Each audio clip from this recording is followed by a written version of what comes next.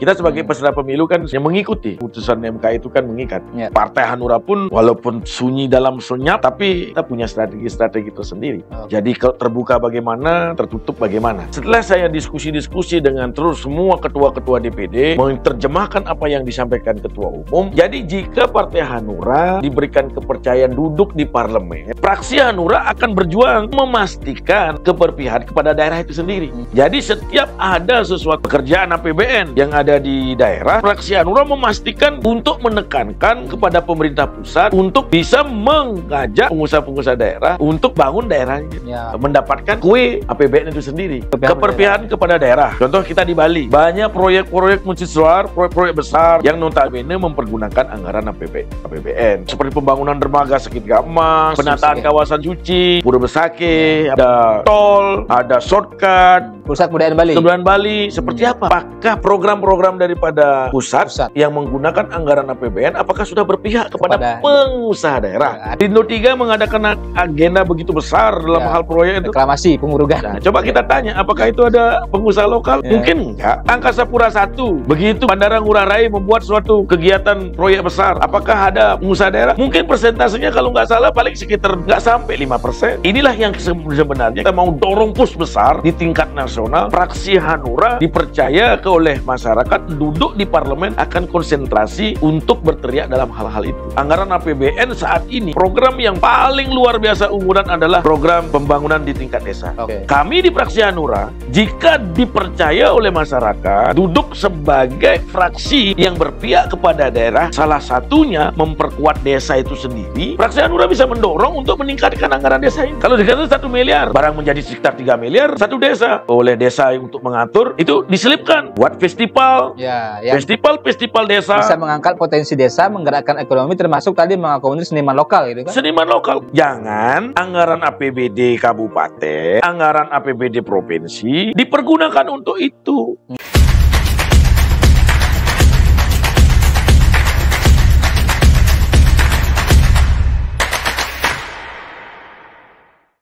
Gonjang-ganjing sistem pemilu 2024, apakah proporsional tertutup atau terbuka, akhirnya memasuki babak akhir setelah Mahkamah Konstitusi atau MK memutuskan untuk menolak gugatan para permohon yang menginginkan sistem pemilu menggunakan proporsional tertutup. Artinya pemilu 2024 tetap menggunakan sistem proporsional terbuka.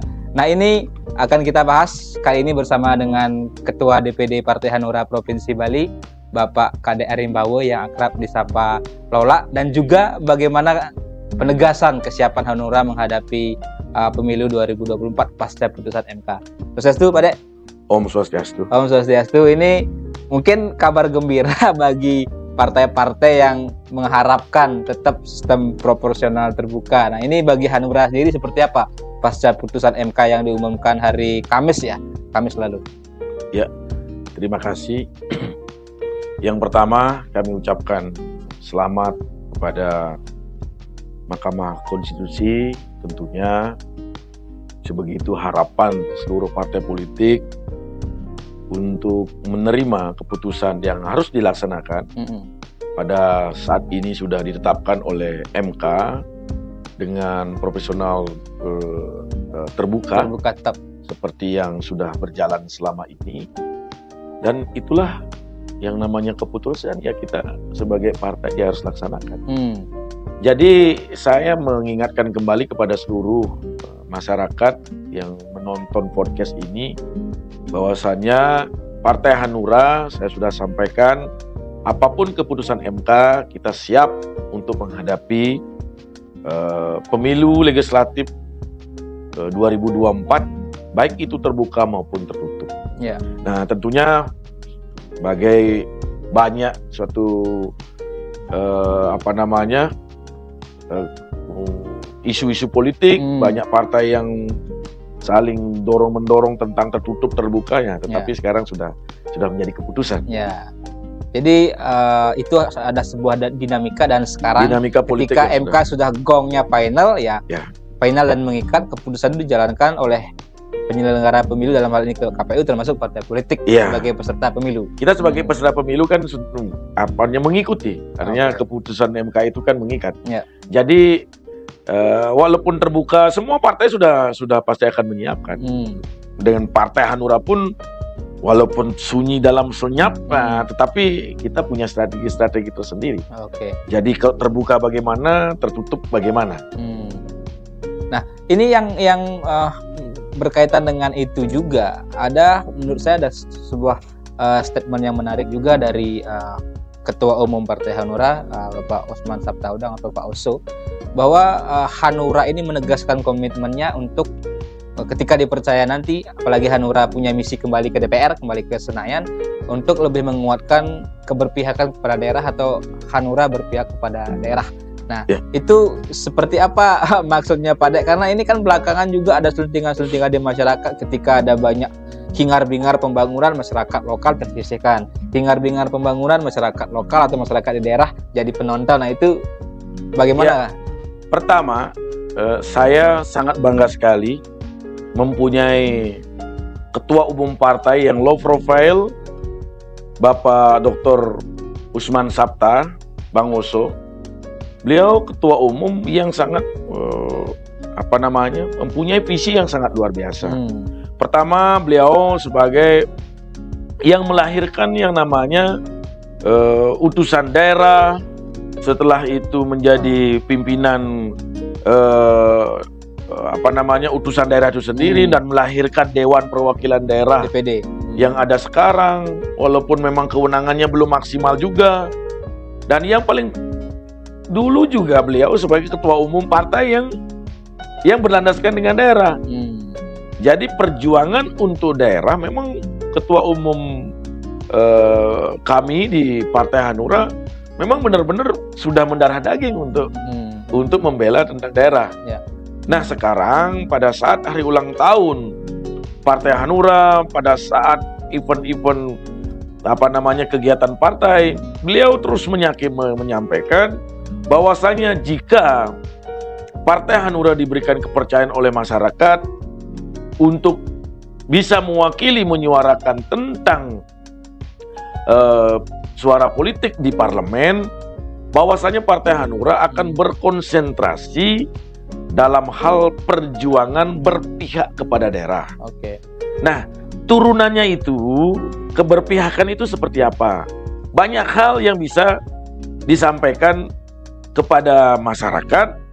Keberpihakan kepada daerah itu dari alamnya itu sendiri, dari manusianya itu sendiri, dari kegiatan-kegiatan apa yang ada daerah untuk bisa kita perjuangkan di tingkat nasional. Jadi berbagai aspek, termasuk tadi yang Pak Dek singgung adalah kegiatan-kegiatan, mungkin maksudnya adalah konteks kegiatan ekonomi. Selama ini bagaimana kalau kita bicara pengusaha lokal kita? Nah, contoh nih, dalam konteks keberpihakan kepada daerah. Nah, contoh kita di Bali. Banyak proyek-proyek mercusuar, proyek-proyek besar yang ada di daerah, yang notabene mempergunakan anggaran APBN. Contoh seperti pembangunan dermaga segitiga emas, pembangunan daripada Pura Besake, penataan kawasan suci. Habis itu ada misalkan ada tol, ada shortcut. Nah, kita tanyakan fair sekarang di Kelungkung daerahnya Pak Dek, kan ada pusat kebudayaan Bali. Kebudayaan Bali seperti apa? Nah, apakah pengusaha-pengusaha daerah seperti yang sudah tergabung di dalam Kamar Dagang Indonesia, Kadin Bali, habis itu HIPMI, perlu kita sampaikan juga. Nanti kapan-kapan bisa kita undang perwakilan daripada Kadin, perwakilan daripada HIPMI, kita buat diskusi. Apakah program-program daripada pusat yang menggunakan anggaran APBN apakah sudah berpihak kepada pengusaha daerah? Artinya, nah, itulah konsep keberpihakan kepada daerah. Artinya kan tidak serta-merta ketika proyek dari pusat datang ke daerah, orang daerahnya dilibatkan, kan tidak serta-merta mungkin begitu gitu. Jadi itulah, setelah saya diskusi dengan terus semua ketua-ketua DPD menerjemahkan apa yang disampaikan ketua umum. Jadi jika Partai Hanura diberikan kepercayaan duduk di parlemen dengan salah satu kewenangannya yaitu pengawasan kepada seluruh stakeholder kementerian-kementerian terkait sesuai dengan bidangnya. Nah, fraksi Hanura akan berjuang memastikan keberpihakan kepada daerah itu sendiri. Jadi setiap ada sesuatu hal pekerjaan, ini itu bagian ekonomi nih. Pekerjaan APBN yang ada di daerah, itu pas fraksi Hanura memastikan di fraksi masing-masing, di komisi masing-masing, untuk menekankan kepada pemerintah pusat untuk bisa mengajak kepada pengusaha-pengusaha daerah untuk membangun daerahnya. Dalam hal ikut bekerja mendapatkan kue APBN itu sendiri. Nah itu apalagi kan banyak juga proyek-proyek di BUMN gitu kan. BUMN secara nature-nya dia adalah perusahaan atau badan usaha milik negara yang memang punya fungsi memberikan benefit kepada masyarakat, kepada warga lokal, membangun sebagai agent of change, agent of development, agen pembangunan yang konsentrasinya harus membangun daerah-daerah atau masyarakat di daerah gitu. Janganlah kita memandang kepada provinsi lain. Coba kita pandang di Provinsi Bali sendiri. Pelindo 3 mengadakan agenda begitu besar dalam hal proyek itu. Reklamasi, pengurugan. Nah, coba kita tanya, apakah itu ada pengusaha lokal? Mungkin enggak. Bagaimana Angkasa Pura 1? Begitu Bandara Ngurah Rai membuat suatu kegiatan proyek besar, apakah ada pengusaha daerah? Mungkin persentasenya kalau nggak salah paling sekitar nggak sampai 5%. Nah inilah yang sebenarnya kita mau dorong push besar di tingkat nasional. Fraksi Hanura dipercaya oleh masyarakat duduk di parlemen akan konsentrasi untuk berteriak dalam hal-hal itu. Nah itu masalah tentang ekonomi. Ada masalah tentang juga orangnya sekarang, manusianya, budaya itu sendiri. Seperti saya seorang seniman. Saya seorang seniman di Bali. Saya lihat begitu program APBN datang ke Bali, itu sedikit sekali terlibat seniman-seniman lokal yang dibawa dari Jakarta. Dibawa dari Jakarta. Habis itu hanya sekedar sub-kon saja. Aja senimannya hanya sekedar lewat. Mungkin istilah saya adalah dapat remah-remahnya saja gitu. Sedangkan kue besarnya diambil oleh orang luar gitu. Iya, itu event-event dalam tingkat nasional. Nah, bagaimana caranya untuk bisa anggaran APBN itu masuk ke sub tingkat lokal? Nanti yang namanya fraksi Hanura duduk di parlemen, konsentrasi sekarang. Contoh secara praktiknya, mendorong pemerintah pusat melalui Kementerian Desa untuk menambah anggarannya di masing-masing desa. Yang sekarang ini terus terang ya, ini biar diketahui oleh kepala-kepala desa juga semua. Orang desa itu sekarang sangat luar biasa, mendapatkan anggaran sampai 1 miliar. Coba dihitung, dari 1 miliar itu sudah di float untuk ini sekian, untuk ini sekian, untuk ini sekian. Sisanya nggak lebih daripada 150 juta. 150 juta untuk membangun desa. Belum, padahal suatu program yang sangat luar biasa. Anggaran APBN saat ini, program yang paling luar biasa unggulan adalah program pembangunan di tingkat desa. Nah, kami di fraksi Hanura, jika dipercaya oleh masyarakat, duduk sebagai fraksi yang berpihak kepada daerah, salah satunya memperkuat desa itu sendiri. Fraksi Hanura bisa mendorong untuk meningkatkan anggaran desa ini. Kalau dikatakan 1 miliar, karena memang itu memang benar berhasil dan programnya sangat menyentuh kepada masyarakat di desa, diangkat barang menjadi sekitar 3 miliar satu desa. Sesuai dengan programnya. Dalam angka yang begitu fantastis oleh desa untuk mengatur. Nah, itu diselipkan buat festival. Festival desa. Bisa mengangkat potensi desa, menggerakkan ekonomi, termasuk tadi mengakomodir seniman lokal gitu kan. Seniman lokal, konten-konten. Jangan anggaran APBD kabupaten, anggaran APBD provinsi dipergunakan untuk itu. Sedangkan anggaran APBD yang PAD kabupaten juga bisa dipergunakan untuk pembangunan program-program yang skala kabupaten. Nah, karena ini APBN, nah itulah tugasnya kami selaku anggota DPR, jika dipercaya oleh masyarakat duduk di parlemen, mendorong sekuat lewat kelembagaan, mendorong untuk meningkatkan daripada anggaran di tingkat desa itu sendiri. Coba bayangkan, Jika tiap desa menguatkan buat suatu festival setahun sekali. Contoh di Bali. Mungkin ada hampir berapa ya? 300 atau berapa gitu desa? Banyak sekali. Banyak saya lihat di jalan gitu ada baliho. Kemarin tadi saya jalan tuh ada Kesiman Festival. Dulu saya pernah di podcast ada Goang Festival, Sukawati Festival. Bahkan kalau di Bangli kan yang daerah Ustaz Penglipuran Festival juga rutin. Festival. Bahkan menjadi ikon juga. Iya. Nah, itu yang mendapatkan ekonomi perputarannya sangat luar biasa itu UMKM dagang bubuh, dapat dagang laklak, dagang jipot santo. Walaupun itu dibuat dalam 1-2 hari, tetapi sangat memutar perekonomian desa itu sendiri. Jadi itu semua dapat, senimannya pun mendapatkan kue dari APBN, walaupun secara tidak langsung dikeluarkan oleh kepala desa itu sendiri dalam bentuk program di desa. Nah itu makna. Ya mungkin sedikit setahu saya tidak semua desa punya festival yang Pak Dek maksud. Nah apakah itu memang bisa memungkinkan semua desa di Bali nanti punya festival, termasuk dikemas sinergisitasnya menjadi sebuah daya tarik wisata atau apa gitu Pak? Iya bisa. Seperti contoh di daerah misalkan Mengui ke utara ini, di Badung ini, dia kan mengandalkan pertanian. Buatkan suatu festival yang mengangkat produk pertaniannya. Jadi berbasis potensi daerah masing-masing. Iya. Tidak perlu contek-mencontek sebenarnya. Sekarang ada lagi nih sesuatu bisnis yang sangat luar biasa di bukan hortikultura, masalah durian. Ini dan bisa advokat juga di mana fokus untuk pada festival duriannya. Jadi membuat festival durian di Bali gitu, di mana fokus akan ada hortikultura khusus untuk durian. Di sana membuat festival durian. Desa apa yang menjadi advokat yang sekarang kan khas gitu misalnya yang lagi tren. Nah, jadi anggarannya kenapa desa tidak semua membuat festival? Kan begitu pertanyaannya nih. Ya karena kembali ke anggaran itu sendiri.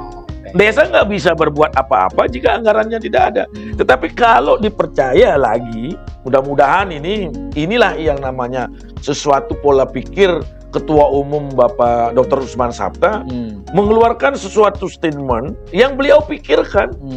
Luar biasa sebenarnya. Luar biasa. Dampaknya kepada daerah gitu. Tidak hanya sekedar slogan berpihak kepada daerah. Nah, sekarang saya jelaskan seperti itulah yang nantinya yang diharapkan oleh masyarakat di desa itu sendiri di seluruh daerah kepada wakil rakyatnya,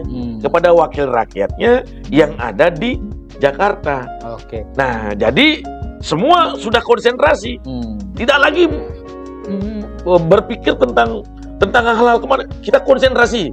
Konsentrasi apa perjuangan kita? Berpihak kepada daerah. Nah, termasuk mungkin salah satu kalau saya singgung sedikit konteks Bali gitu.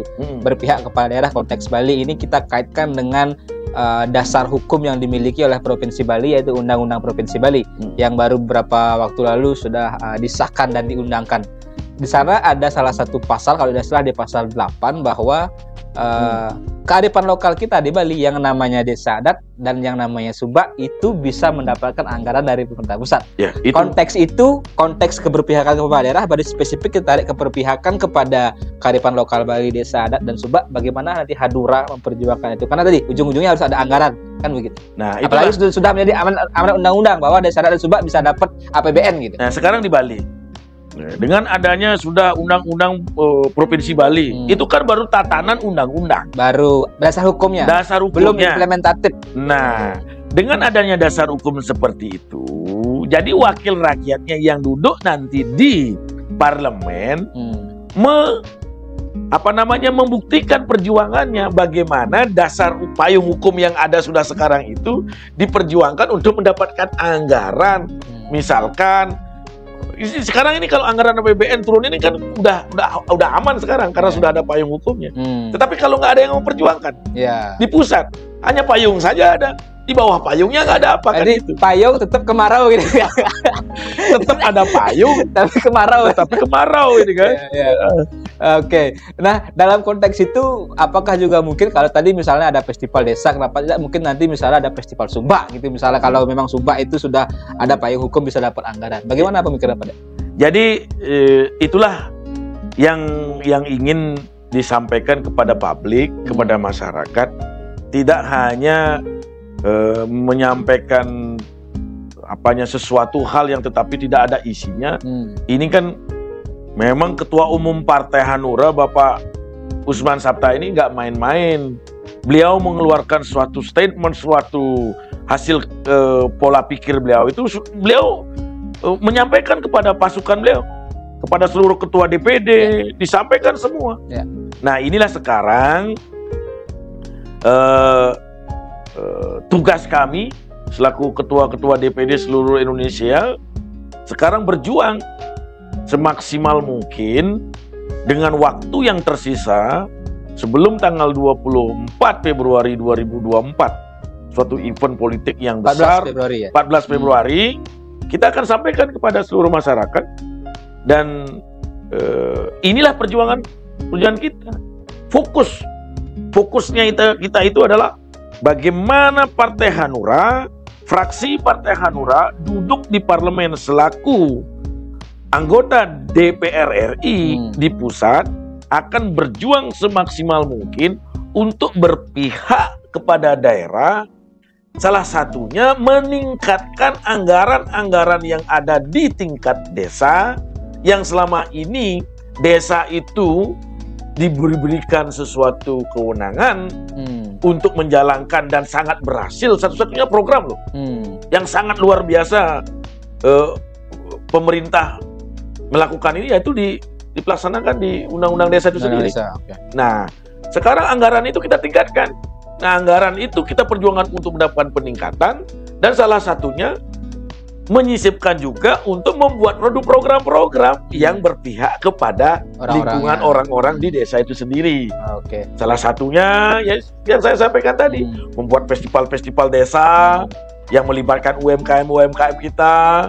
Nah, yang kedua, masalah tentang ekonomi, memastikan semua anggaran APBN yang membuat suatu program-program di tingkat daerah, memastikan pengusaha-pengusaha daerah terlibat di sana. Nah, itu kita akan berjuang. Kita akan berbicara di hadapan kementerian. Kita akan misalkan contoh, karena saya kan udah pengalaman di tingkat nasional di DPD, bagaimana kita RDP dengan menteri. Kita sampaikan di sana dan kita cek terus. Kita cek bagaimana? Apakah benar? Kalau nggak benar, ya kita sikat lagi kan begitu. Itulah tugas daripada anggota DPR. Tidak hanya duduk tidur begitu ya harus kita mainkan itu. Gitu. Itu dalam konteks pengusaha lokal, dalam konteks pembangunan desa. Bagaimana dalam konteks hal-hal lain yang juga menjadi concern juga, misalnya kalau kita bicara aspek lingkungan gitu misalnya. Nah, keberpihakan kepada daerah dalam perspektif lingkungan menurut Hanura seperti apa akan dikawal? Kita akan memainkan dalam keputusan fraksi. Kita akan memainkan dalam keputusan partai, bukan perorangan. Jika ada salah satu, ada temuan kita, pemerintah daerah memberikan izin gitu misalkan. Nah, seperti sekarang yang ribut-ribut ini tentang pasir laut gitu misalkan. Nah, jika sekarang di Bali, pemerintah pusat mengeluarkan perizinan untuk bisa menjual pasir laut, ekspor hasil laut. Itu pun kalau misalkan dia dibilang ekspor, dibilang untuk di daerah lain. Kita sebagai masyarakat Bali, kalau laut kita dibegitukan, kita kan pasti akan teriak. Karena apa? Karena kita mengandalkan daripada pariwisata itu sendiri. Nah, contoh misalkan, apalagi kalau kita di Bali mengenal konsep ini berkait juga rame-rame belakangan ini adalah kesucian gitu. Gunung suci, laut suci, atau negara gunung. Kan Pak Gubernur melarang orang akan mendaki gunung. Bagaimana kalau laut dikeruk gitu juga? Tapi kalau saya melihat konteks aturan ini, ada memang hal-hal di tempat-tempat lain. Contoh misalkan di dekat-dekat dermaga. Di dekat-dekat dermaga itu kapal tidak bisa masuk. Itu ya harus direklamasi. Ya harus disedot itu. Nah, dikeruk, tapi kalau nggak ada payung hukumnya kan itu nggak bisa. Nah, itulah dikeruk. Ada hal-hal memang jangan dibulatkan bahwasanya semua gitu, tidak. Nah, jadi kalau di Bali ya kita bertahan. Pokoknya di Bali dalam urusan apapun nggak boleh. Nah, tapi Jika misalkan di benua untuk masuknya kapal pesiar. Nah, yang namanya kapal besar masuk kan harus dalam. Nah, ini kan harus ada harus diambil, ditaruh di mana. Nah, yang positifnya kalau memang itu moderatnya, positifnya lebih bermanfaat, itu kita harus punya ada keluasan gitu loh. Tidak harus saklek gitu loh. Nah, sakleknya di mana, gimana harus luasnya gitu harus ada. Jadi itu tegas sudah sangat gamblang dipaparkan oleh Pak Kadek. Tapi mungkin saya sedikit menyinggung, ini belum kampanye tapi bolehlah sedikit sharing berbagi konteks Pak Dek di Sulawesi Tengah di Sulteng, keberpihakan kepada daerah. Apa pikiran Pak Dek untuk Sulteng? Artinya putra Bali yang nyalek dari Sulteng kan pasti tentu harus memahami karakteristik daerah di sana. Keberpihakan kepada daerah tentu Pak Dek sudah punya konsep untuk di Sulteng gitu. Iya. Mungkin berbagi dulu sedikit. Satu, pertama tentang potensi alamnya dulu. Saya setelah turun ke sana melihat bagaimana kesuburan tanah yang sangat luar biasa. Oke. Nah, sekarang seperti ada di daerah Parigi Motong. Parigi Motong itu penghasil durian yang sangat luar biasa. Oke. Nah, sekarang bagaimana caranya pemerintah pusat itu kembali kita akan perjuangkan untuk bagaimana hasil daripada produk-produk itu tidak hanya sekedar satu diambil hasilnya saja, tapi tidak ada pengembangan. Nah, ini ada kelompok-kelompok pertanian lewat daripada kementerian yang memberikan bibit-bibit unggul, pendampingan kepada masyarakat. Berarti termasuk mungkin maksudnya pada ada olahannya gitu ya, ada olahannya sehingga dia punya nilai tambah, tidak dijual dalam bentuk durian fresh atau durian begitu saja, tapi menjadi produk yang bernilai tambah. Iya. Entah bisa ibu-ibunya seperti apa, menurut kelompok-kelompok UMKM tumbuh lagi. Nah, inilah perlu daripada pemerintah pusat hadir di dalamnya. Yang kedua juga banyak sekali saya lihat di sana mengenai culture-nya. Bagaimana di sana homogennya, ada dari masyarakat Bali ada di sana, masyarakat Jawa ada di sana, masyarakat lokalnya seperti apa. Nah, ini bagaimana caranya menggabungkan semua dalam bingkai Negara Kesatuan Republik Indonesia. Salah satunya buatkan event misalkan dari event olahraga gitu. Buat suatu kegiatan olahraga besar di sana. Contoh misalkan ada, kemarin saya membuka yang namanya trail itu. Oke. Nah, itu lagi kalau nggak salah, booming di sana kan juga masih ada misalnya kawasan-kawasan yang ada spot-spot untuk jadi trail atau motocross atau sepeda gunung gitu misalnya, karena daerahnya perbukitan mungkin bisa ada spot-spot seperti itu. Nah, itulah Kementerian Pariwisata yang membuat suatu event di sana. Jangan terus misalkan eventnya semua event di Bali. Eventnya di Bali. Event apa di Bali? Event cross. Sedangkan mencari tempat untuk mainnya juga agak sulit di sana. Medannya bagus. Kamu kan internasional. Event motocross tingkat internasional. Itu kan mengangkat. Sekalian setelah ada event seperti itu, langsung ada festival duriannya. Wah, terangkat lagi. Nah, itulah yang ingin kita sampaikan. Banyak sekali sebenarnya program-program hal yang perlu diperjuangkan di tingkat pusat, selain kita berkonsentrasi dalam hal perusahaan alam itu sendiri. Oke. Jangan terus ini kandungan ini kandungan di sini, ini kandungan ini. Kalau memang itu tidak bermanfaat bagi masyarakat lokal itu sendiri, lokal geniusnya nggak terangkat, saya akan berjuang semaksimal mungkin di dalam suatu perdebatan di parlemen. Contoh nih sekarang saya lihat begitu diambil kandungan daripada alam, habis itu hujan lebat, akhirnya terjadi banjir yang begitu besar, ada korban. Itu kan bencana juga akan terjadi. Tapi kalau misalkan itu dipelihara, tetapi dengan berkebun secara profesional, bertani secara profesional, mendapatkan dukungan penuh lewat perjuangan-perjuangan di pusat, lewat kementeriannya.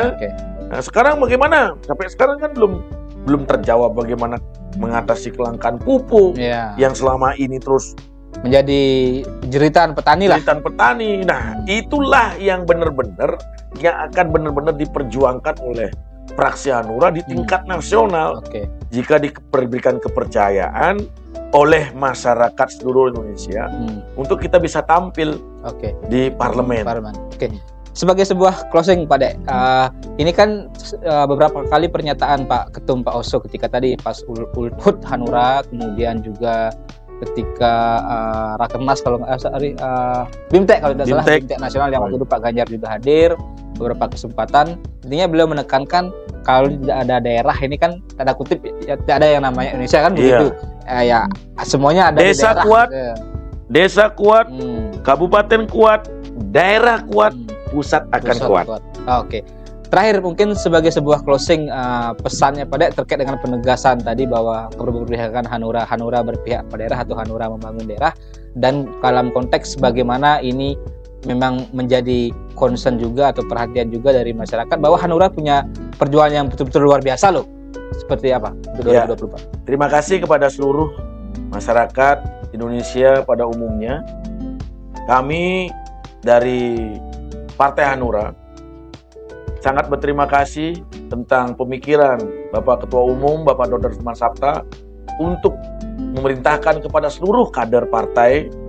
Semoga masyarakat seluruh Indonesia memberikan kepercayaan kepada Partai Hanura untuk kembali duduk di parlemen pada tanggal 24 Februari 2024 pemilu legislatif untuk memilih calon-calon anggota dewan baik kabupaten, provinsi, dan paling utamanya yaitu DPR RI untuk bisa tampil di parlemen dan bersuara keras dalam hal perjuangan daerah itu sendiri.